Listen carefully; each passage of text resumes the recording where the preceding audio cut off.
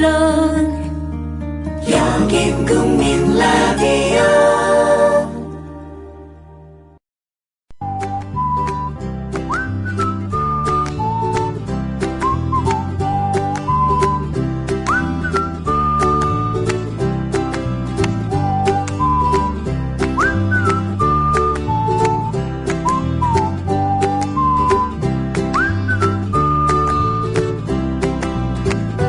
인간은 죽음이 두려워 종교를 만들었다고 생각합니다.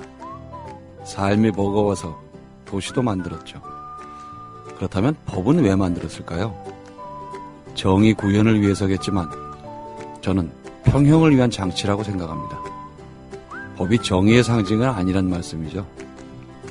그렇다면 평형은 무엇일까요? 적절한 분배라고 봅니다.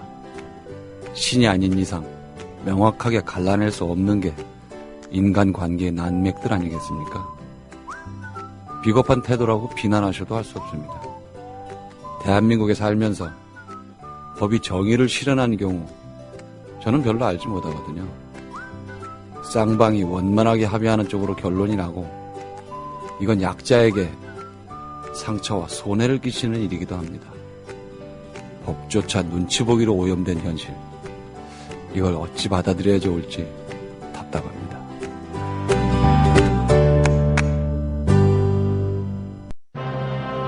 때는 바야흐로 힘없는 백성의 울분이 한겨울 눈처럼 소복소복 쌓여만 가는 2014년.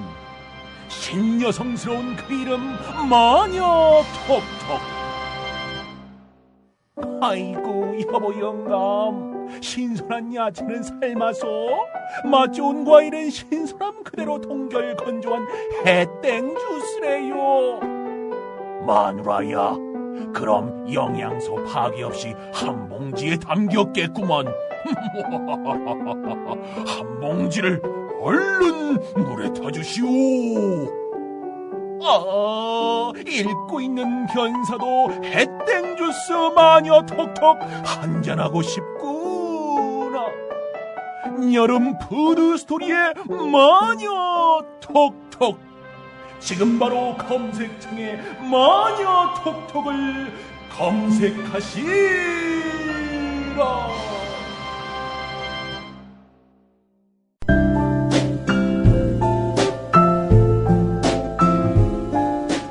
뇌에는 근육이 없습니다. 최근 섹시한 뇌를 위한 체육관 국민라디오 전영관의 30분 책 읽기. 네, 오늘은 보헤미안 랩소디 그 두 번째 시간 박현경 씨 모셨습니다. 안녕하세요. 안녕하세요. 네, 자, 어머니가 자식은 사법고시 보느냐고 어머니의 죽음도 몰랐는데 어머니는 이미 돌아가셨고 알고 보니 의료사고였고 나는 이제 판사가 됐는데 그럼에도 불구하고 거대한 악, 보이지도 않는 실체와 싸우기 시작하는 이야기였습니다. 네. 그러면 보통 저 여기까지 얘기를 하면 네. 그 법정 투쟁을 하는 과정이 나올 것 같은데 네. 이 소설은 특이하게도 다른 쪽으로 갑니다. 그 이제 주인공인 하지완의 대학교 후배인 이제 의대 후배가 뭐 선배는 아무래도 그 정신 분석을 받는 게 낫겠다.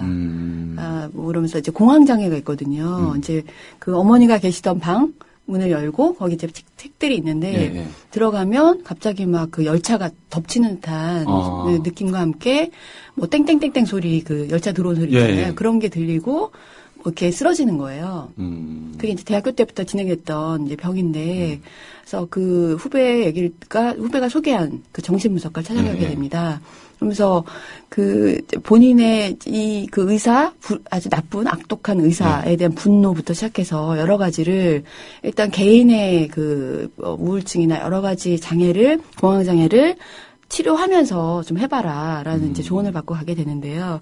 저는 이제 소설 읽으면서 울기도 했는데, 그러니까 제가 지난 시간에 우리나라 장남과 장녀들이 갖는 여러 가지 트라우마와 그 컴플렉스와 그다음에 외아들 외동딸도 마찬가지겠지만요. 그런 것들이 굉장히 잘 녹아져 있었거든요.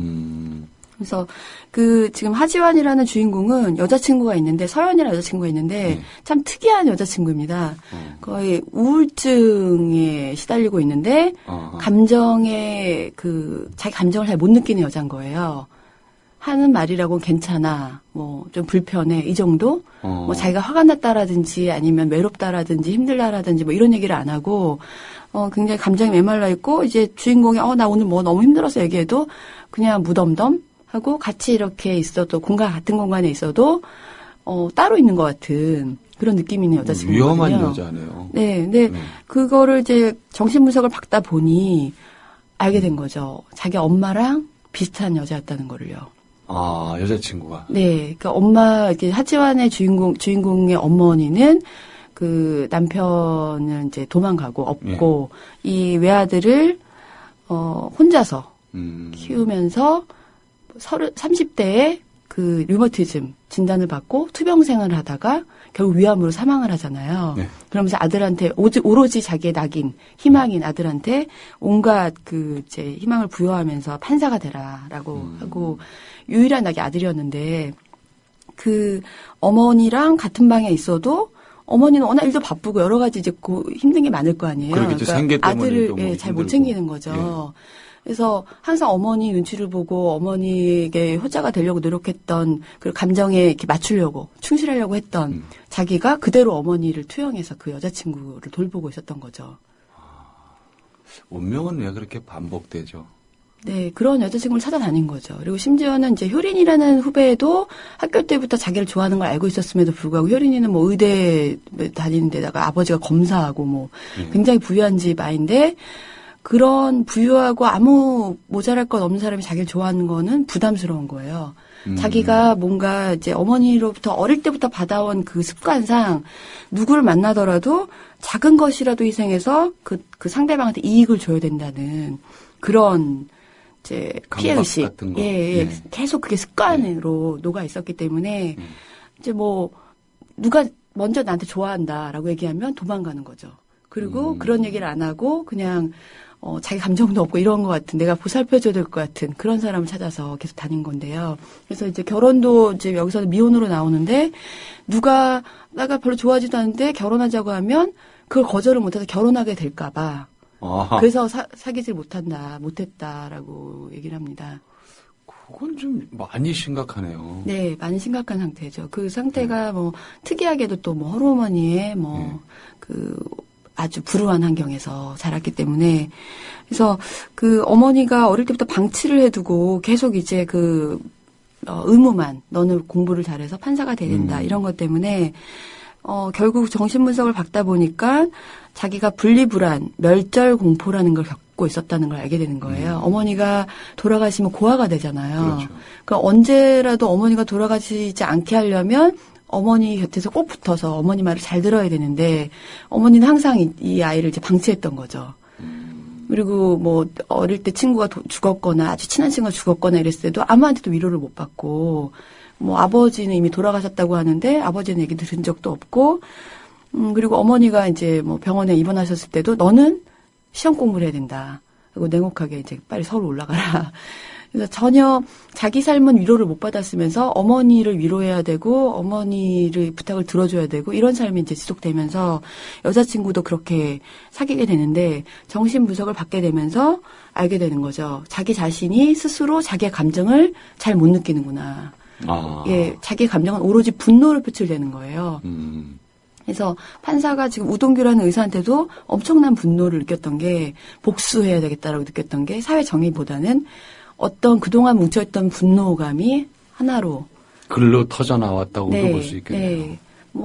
다양한 감정이 있잖아요. 안타까움도 있고 슬픔도 있고 이런 그런 감정이 아니라 오로지 분노밖에 못 느끼는 주인공으로 나옵니다.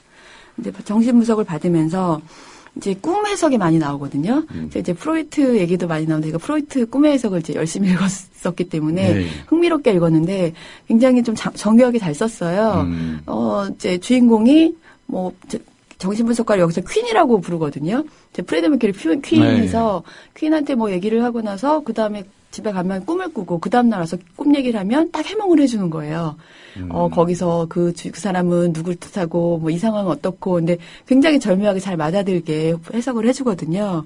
그래서 저도 한번 받아볼까 이런 생각이 들 정도로 그래서 그 퀸이 뭐라 그러냐면 정신분석가가 이 주인공한테 자기 감정도 제대로 느끼지 못하면서 남의 감정은 빛의 속도로 충족시켜주고 있군요. 라고 얘기합니다. 여자친구가 어쩔까. 여자친구 감정을 미리 자기가 예측해서 지금 힘들지, 뭐 외롭지, 뭐 이런 식으로 해주고 주변의 모든 사람들한테도 그렇게 진행을 하거든요. 그래서 이 얘기를 하다 보니까 친밀한 관계가 소모적이라고 생각하고 있는 거예요. 왜냐하면 나한테 부담을 주니까. 내가 감정 처리를 해줘야 되니까. 네, 누군가 친한 친구가 있거나 아니면은 뭐 가족이 있거나 하면 그 사람은 나한테 짐이 되는 존재고 나는 그 사람한테 뭔가 해주고 내가 희생해야 된다는 그런 압박감이 있기 때문에 소모적이고 거짓 인생을 살아온 걸 알게 된 거죠. 저도 조금 그런 경향이. 네, 우리나라의 장녀 장남은 대부분 네. 그런 컴플렉스의 스타일입니다. 그래서 아무도 없을 때 편해요. 네, 누가 있으면 그 사람한테 뭘 해야 될 것 같고 대표적인 예가 낚시를 가는 건데 낚시조차도 그 말이 그렇지 장마철에 이렇게 비 부슬부슬 오는 저수지에 혼자 앉아서 밤을 새는 건 쉬운 일이 아니거든요. 네, 근데 저 같은 경우는 두려운 게 누가 옆에 있어서 불편하고 신경 써야 될 것보다 나아요. 아, 네. 그렇게 지금 말씀하신 그런 소모적이라고 느끼시는 예, 강박이 클 수도 있고 나는 지금 밥 먹으러 안 가도 되는데 그렇죠. 밥 먹으러 가자고 해야 되나? 이 사람 배고프면 어떡하지? 그렇죠. 이런 것 때문에 신경이 쓰여서 낚시에 집중이 안 되는 거예요. 네. 나는 지금 앉아도 되는데 나는 꼬박 네. 앉아서 셀 건데 자라고 해야 되나? 잠자리를 어떻게 해줘야 되나? 이런 여러 가지 괜히 오자 그랬나? 거기 안 잡히면 또 미안하고 막 네. 이래서 그게 뭐 배려심이 많다라고 볼 수도 있지만 피곤해요. 사실은 어릴 때부터 습관으로 예. 되어왔던 남의 감정 먼저 챙기고 내 감정은 무시하는 예. 거고요. 이 책에서 보면 그래서 자존감이 낮게 된다는 겁니다. 스스로에 대한 자존감. 그런 거 있어요. 네. 그리고 그 부모의 요구를 충족시키지 못했다는 뿌리 깊은 죄책감과 의무감, 과도한 의무감이 짓눌려서 우리나라의 장남과 장녀들이 굉장히 힘들죠. 근데 저는 그나마 이제 그런 거를 이겨내고 살 수 있는 게 항상 제가 마음에 다지고 있는 게 그거예요. 누군가나 무엇으로부터 얻는 행복은 가짜다. 그것은 영원하지 않고 내 것이 아닐 수 있다. 누군가로부터 얻는 행복은 상대의 배신으로 예. 네. 그것이 설사 부모나 자식일지라도 항상성에 있어서는 문제가 있어요. 애가 항상 날 기쁘게 하진 않으니까. 네. 네. 물건도 마찬가지고 잃어버릴 수도 있고 뭐 여러 가지 더 좋은 게 나타날 수도 있어서 욕망이 점점 커지거든요. 네. 그래서 결국은 행복은 내 안에 있다. 내가 해결하지 않으면 그러니까 결국 행복은 셀프인 거예요. 네. 그 전에 내가 한번 얘기를 한 것 같은데 그래서 마음속에 새기고 사는 게 행복은 셀프다. 근데 그렇게 절대 살아갈 누가 수 안 있는 해준다. 사람이 참 많지 않을 것 같은 게 저도 잘 안 되지만 네. 다짐을 계속해요. 그거를. 집안의 의무와 네. 내가 하고 싶은 게 충돌했을 때 과연 얼마나 어떤 사람들이 이기적으로 자기가 가고 싶은 길을 갈까요? 대부분은 못하죠. 아마 못하니까. 저도 못했어요. 네. 요즘에 와서는 이제 40을 넘기면서부터는 그런 생각들을 조금씩 바꿔가면서 내가 어떻게 살아야 될지 네. 돌아보기 시작한 거죠. 그래서 네. 궤도 수정을 한번 해야 되니까. 네. 그래서 지금은 많이 그래도 그전에 비하면 많이 나아졌어요. 네. 정말로. 실제로 이제 부모가 뭐 아이가 여러 명일 때 똑같이 세워놓고 혼을 낸다. 네. 이럴 경우에 그 첫째, 장남이나 장녀가 느끼는 그 죄책감과 둘째가 느끼는 거고 셋째가 느끼는 게 다른 게 셋째 같은 뭐 다를 것 경우에는 같아요. 네. 남의 일이려니 이렇게 네. 생각하는데 첫째는 모든 이제 꾸중을 다 자기가 잘못한 걸로 받아들인대요. 네. 그러니까 그런 중압감과 그러니까 노심초사하는 거죠, 항상. 불안하고. 막. 네, 참 불쌍합니다. 저도 장녀를 안 태어난 게 너무 다행인데. 그 일남 사녀로 한번 태어나 보세요. 아, 일남이세요? 네. 아, 네. 위로 누나 셋, 아래로 여동생 하나인데 거기 한 번 낑겨가지고 한번 커보시라고. 네, 그럼 엄청난 그 기대와 또 부담감과 그랬겠네요. 그러니까 물론 엄마가 누나들 몰래 내 도시락에 계란 후라이 하나씩 넣어줄 때도 있어요. 네. 밥 위에다 놓으면 누나들이 보니까 도시락에 계란 후라이 먼저 놓고 그 위에 밥을 퍼요. 네. 그게 보통 도시락 밥 뜨거운 밥이 김이 날아간 다음에 뚜껑을 덮으니까 네. 쭉 한 도시락을 8개씩 막 싸고 이러던 시절이 있었어요. 그때 이제 다 똑같아요. 위에는 다 밥인데 내 도시락은 이제 크니까 남자 도시락이 좀 네. 큰데 그 밑에는 계란이 들어있는 날. 그것도 날마다는 아니었어요. 네. 그 계란 그게 뭐라고. 누나들이나 여동생이 또 알았을 것 같은데요. 지금도 그 얘기합니다. 쟤만 도시락에 계란 넣어줬다고. 사실 별거 아닌데 예. 별거 아닌데 그거 하나 받았기 귀했어요, 때문에 계란이 엄청난 이제 부담감을 갖게 예, 되죠. 라면을 먹기도 힘든 때여서 옛날 얘기네. 그래서 이 이제 퀸이라는 정신 분석가랑 얘기를 하면서 네. 스스로가 얼마나 자기 자신에게 몰입하지 못하고 남의 기대에 투영해서 살아왔는지를 알게 됩니다. 실제로 이제 판사가 직업이잖아요. 네. 판사면 선과 악을 나눠서 누군가를 이건 잘못됐어, 잘했어라고 얘기를 해줘야 되는데 그것도 제대로 못하는 거죠. 항상 남의 투영해서 했기 때문에 네. 과연 내가 잘하고 있는 건가? 뭐 이런 스트레스가 의구심. 엄청났을 거예요. 예, 그렇습니다. 그래서 저는 결혼을 하면 만약에 내가 장녀나 장남으로 태어나서 그렇게 중압감에 시달려서 나중에 결혼해서 아이를 낳는다면 아이한테는 그거를 전염시키면 안 되는데 대부분의 그렇겠죠. 이제 부모님들이 똑같이 또 진행을 하게 되겠죠. 유전됩니다. 네, 그렇게 진행하고 계시나요? 저는 그냥 딴 얘기보다도 넌 지금 그렇게 해갖고는 아빠처럼 못 산다. 아, 그것도 부담인데요. 그렇게 얘기하시는 거. 넌 막 그렇게 해갖고 아빠가 지금 이렇게 뭐 주말에 너랑 영화 보고 가끔 그러는데 너도 그렇게 살 것처럼 생각하면 큰 오산이다. 니네는 더 힘들다. 네. 그런 얘기는 가끔 해요. 네. 그렇게 하시면 지금 안 되실 것 같은데요. 근데 이 지금 소설 속의 주인공의 어머니는 또 당연히 그럴 수밖에 없었겠지만 이 어린 아들을 남편처럼 모든 일을 네, 보통 다 홀어머니들이. 상의하고, 네. 경제 상태라든지 모든 네. 일을 다 상의하거든요. 그래서 그 어린이면서도 어린이를 제대로 못 느끼고 그냥 그런 중착감에 이제 시달리며 사는데 이 퀸을 만나면서 이제 대화를 나누는 부분을 좀 읽어드리겠습니다. 사춘기 시절 엄마와 자식이 천륜이라는 말만큼 나를 시험에 들게 하는 말은 없었다. 인간은 당연히 엄마를 사랑해야 한다면 난 외계인일지도 모른다는 생각도 들었다. 모자지간이란 단어는 끈끈한 감정이 아니라 손에 달라붙지 않는 푸석푸석한 먼지 뭉치 같은 느낌을 주었다. 엄마라는 단어에서 풍긴다는 아늑하고 따뜻한 느낌도 느낄 수 없었다. 엄마 곁에서는 휴식할 수 없었고 오히려 숨이 막혔다. 엄마와 나는 발목을 한쪽씩 묶고 세 발 달리기를 하는 것처럼 불편했다. 그것도 하지연 씨 잘못은 아닌 것 같은데 왜 제 잘못이 아니죠? 엄마한테서 사랑을 제대로 받은 적이 없는데 어떻게 엄마를 제대로 사랑할 수 있겠어요? 부모들이 다들 자식을 사랑하는 줄로 착각하지만 사랑이 아닐 때가 많죠. 애들을 가장 힘들게 하는 존재가 부모예요. 자신의 분을 풀고 자신의 소유욕과 지배욕을 충족시키고 자신의 외로움을 달래기 위해 자식을 이용하는 부모가 많아요. 그게 제 잘못이 아니란 말인가요? 부모와 어린 자식 사이에서 관계가 잘못되면 그것이 자식 책임인가요? 모두 부모 책임이죠. 자식은 부모하기 나름이니까요. 퀸의 그 말은 어떤 사람에게는 지극히 당연한 말일지도 모르지만 그때 내게는 태양이 지구 주위를 도는 것이 아니라 지구가 태양 주위를 도는 것이라는 말처럼 혁명적이었다. 그러면서 이제 그 어머니를 이제 변명을 해주는데 엄마도 부모로부터 사랑을 제대로 받지 못했어요. 태어나자마자 늙은 부모가 돌아가시는 바람에 장가간 큰오빠 집에서 컸어요.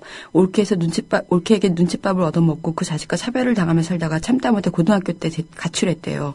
자살을 하러 떠난 길에 만난 남자에게도 버림을 받고 평생 홀로 자식을 키웠죠. 누구에게 사랑을 줄 여력이 없었고 오히려 의지할 누군가가 필요한 사람이었죠. 마침 그 곁에 내가 있었던 거고요. 여전히 자기보다 엄마를 우선적으로 생각하시네요. 엄마의 감정만 읽고 엄마가 나쁜 사람이 안 되도록 필사적으로 보호하네요. 우리 사회는 자식이 무조건 부모를 공경해야 하고 부모에게 저항하면 폐륜이라는 유교적 가치관으로 지뢰를 만들어 놓았어요. 자식은 부모와 문제가 생길 때마다 그 지뢰를 밟고 무조건 자신이 다 잘못했다고 생각하게 되죠. 그런 부모 밑에서 자란 자식이 자존감이 높겠어요? 서글픈 얘기네요. 네. 네, 읽으면서 좀 위로를 받았습니다. 모든 게 다 내 잘못은 아니었구나. 부모님도 잘못이 있었겠구나. 이런 생각을 사실 하긴 힘들죠. 근데 저는 부모님은 그닥 잘못은 없었던 것 같아요. 네, 그러세요. 제가 조금 더 했으면 네. 조금 더 물론 크게 뭐 사고 친 것도 없고 그냥 무난하게 네. 원만하게 여태 살았지만 그래도 내가 조금 더 했으면 저 노인네들한테 더 기쁨을 드렸을 텐데. 근데 자식을 낳고 키우면서 생각해 보니까 그게 바보 같은 생각이었어요. 네. 엄마 아버지가 그렇게 내가 출세하는 걸 바라는 건 아니었어요. 네. 원만하게 잘 살고 같이 당신들하고 같이 이렇게 얘기하고 그러는 걸 원하셨던 거지. 막 출세해서 잘 나가고 꼭 그걸 바라신 건 아니었는데 몰랐어요. 네. 나중에 알았죠. 그걸. 알고 보니 이제 그런 걸 다 알고 나니까 결혼해서 그런 생각들 애 낳고 그런 생각을 할 때쯤 되니까 이제 아버지는 역시나 돌아가셨죠. 네. 어머님만 지금 남아 계시고. 네. 뜻대로 안 돼요. 부모는 안 기다린다니까요. 네. 그래서 이제 주인공이 정신 분석을 받으면서 차차 자기의 감정을 느낄 수 있게 됩니다. 저도 이제 이 책을 읽으면서 정신 분석이 이런 효과가 진짜로 있을까라는 의심이 들었지만 예. 스스로 이제 자기가 무의식에 꾹꾹 눌러놨던 그런 감정들과 이야기들을 얘기하게 되면서 햇볕에 널듯이 그런 감정들을 객관적으로 들여다보고 어머니와의 관계도 다시 한번 들여다보면서 정리하게 되고 이러면서 그 주인공이 병이 낫게 됩니다. 공황장애가 사라지게 됩니다. 그게 이제 세계문학상을 받은 게 만약에 이제 현직 판사였기 때문에 네. 실화를 법정 드라마처럼 썼으면 르뽀가 됐을 확률이 네. 높아요. 네. 근데 문학상을 받았다는 건 그러지 않았기 때문에 네. 판사임에도 불구하고 그런 것보단 지금 말씀해 주신 그 내용들을 종합을 해보면은 정신분석 쪽으로 인간의 내면, 네. 갈등들에 대한 걸 썼잖아요. 네, 그렇습니다. 그거를 심사위원들이 더 높이 샀을 네, 것 그렇습니다. 같아요. 정확히 맞추셨어요. 예. 심사위원 평에서도 보면 예. 그 정신분석 얘기가 굉장히 강렬하게 인상이 남았고 그런 걸 소설로 끌어들여서 또 그것도 나중에 내용에 교묘하게 들어가서 이 내용 자체가 거짓이었다 뭐 이런 것도 있거든요. 이 정신분석이 거짓이 아니라 어떤 트릭에 의해서 조정된 어떤 것이 있어요. 그래서 정말 교묘한 장치였고 기발했다라고 평했습니다. 제가 맞힌 거네요. 그렇습니다.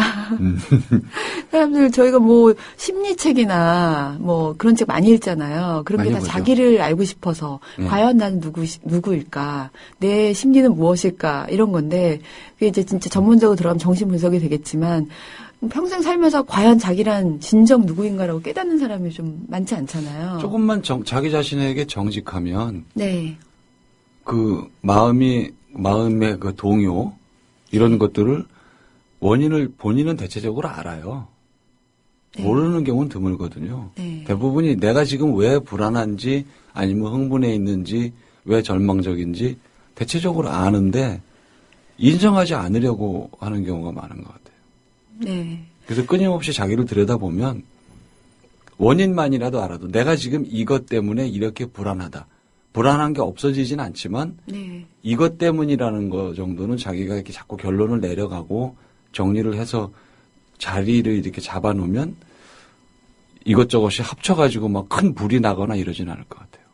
네, 그 원인을 들여다보기가 좀 힘들지만 네. 보통은 저는 이제 살면서 성격도 좀 변하는구나 느낄 수도 있고 제 자신을 알게 되는 게 타인과의 관계에서 알게 되잖아요.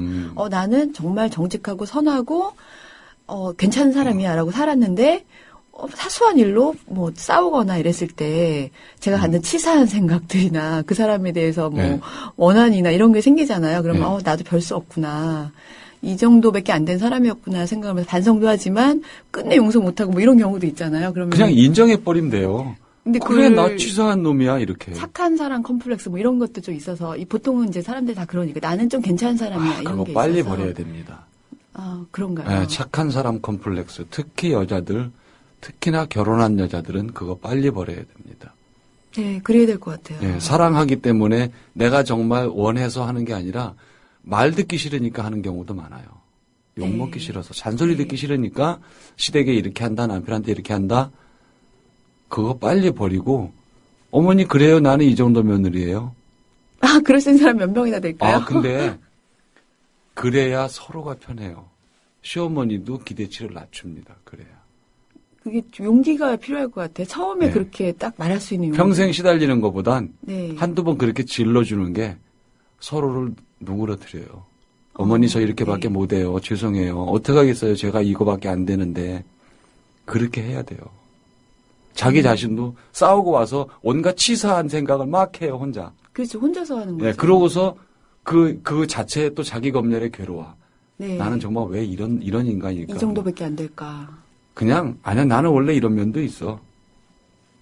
그러고 그냥 얼른 그 감정을 치우는 게 외려 더 훌륭한 사람이 될 수 있어요. 그 말씀 들으니까 저도 뭐 제 주변에 제가 뭐 그 속상했던 여러 사람들 친구들한테 한 번도 그런 얘기 잘 못했었어요. 하세요. 뭐 따지지도 못하고 혼자만 괴로워하고 이랬는데 말씀을 들어보니까 저도 좀 못된 사람이 될 것 같네요. 네, 할 때는 하고 네. 또 나한테 그런 나쁜 감정이 생겼어도 그래 나도 사람인데 이럴 수 있어. 실행이 옮긴 것도 아니고 아니 뭐 생각할 수도 이런 나쁜 마음이 들 수도 있지. 뭐 시간이 지나면 사라질 거야. 그렇게 해서 치워 버릇하고 내 안에 생긴 그런 이상한 감정을 너무 낯설어 할 필요는 없어요. 사람이니까 그럴 수 있거든. 네. 그렇다고 해서 난 괜찮아. 이거는 아니지만 그럴 수 있다고 인정을 하고 그 감정에 휘둘리지 않으려면 네. 인정해버리면 휘둘리지 않아요. 두려워하지 않으니까. 그러다 보니까 네. 부작용이 어느 정도 계속 참다가 어느 순간 터져요. 딱 열리는 순간 그 사람을 다시는 안 보게 되는 거예요. 네. 그러니까 그 사람은 무슨 이유인지도 모르고 관계가 끊기니까. 자잘하게 싸우면 될 걸 모아가지고 인연을 끊어버리는. 그렇죠. 그런 이제 반복이 네, 진행. 저도 가끔 그러는데요.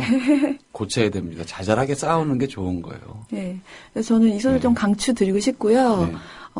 우리나라의 모든 장남과 장녀들 읽으시면 좋을 네. 것 같습니다. 네, 장남과 장녀뿐 아니라 네. 장남과 장녀를 쳐다보는 동생들도 네, 읽으면 저는 동생 입장으로서 네. 울면서 읽었습니다. 형과 누나를 이해할 수 있을 것 같습니다. 네, 보헤미안 랩소디 현직 판사 정재민의 소설 세계문학상 수상작입니다. 오늘 좋은 말씀 감사합니다. 감사합니다. 네, 진실이 만병통치약입니까? 진실을 알면 흐르던 피가 멎고 찢어진 살점이 원래대로 돌아옵니까? 살인자를 사형에 처하면 분풀이가 끝납니까? 모두 다 아닙니다. 허망함이 남겠죠. 죄 지은 자를 단죄한다 해도 피해자의 상처는 본래대로 돌아오지 않기 때문에 우리는 불균형을 느낍니다. 한쪽으로 기울어진 시소에 앉아 한탄하는 거죠. 되돌릴 수 없어서 반대편 자리에 신이라는 존재를 앉히는 건 아닐까요? 천국에 갔을 거라고 위로하는 마음 또한 이와 같습니다. 그러나 포기하거나 절망할 일 아닙니다. 악마는 우리와 같은 모습으로 거리를 활보합니다. 사소한 일들의 이면에 악마가 숨어 있다가 불쑥 옆구리를 찌릅니다. 단지 악마의 눈에 띄지 않기만을 바란다면 너무 비참합니다. 누군가는 나서서 진실을 찾고 또 누군가는 앞줄에 서서 잘못에 대한 단죄를 요구해야 합니다. 사회적 관행이나 모기사슬에 비해 개인은 허약하다고 생각하십니까? 맞습니다. 개인은 허약하죠. 그러나 정의는 개인의 각성과 행동으로부터 출발합니다. 모두가 그 개인이 될 수 없고 그럴 경우에 처하지도 않겠지만 분명한 한 가지가 있습니다. 누군가가 정의를 위해 싸움을 시작했을 때 그를 응원하고 그와 함께 행동해야 한다는 점입니다. 지금까지 30분 책 읽기 전영관이었습니다.